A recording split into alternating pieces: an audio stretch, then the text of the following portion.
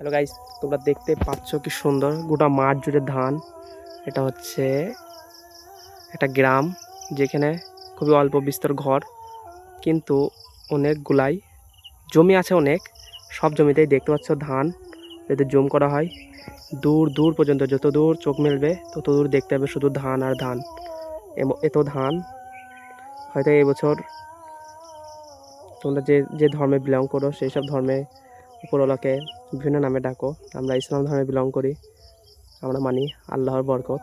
তো আল্লাহ রহমত ঢেলে দিয়েছেন হয়তো এখানকার মাঠগুলোতে। পুরো মাঠ জুড়েই দেখতে পাচ্ছ ধান, এত ধান, চারিদিকে শুধু ধান আর ধান। ক্যামেরা যদি তোলা হয়, একটু জুম করা হয়, এগুলো নারকেল গাছ, পুকুর। দেখতে পাচ্ছ শুধু কত ধান। পাখিরা চলে যাচ্ছে নিজ নিজ বাসার দিকে।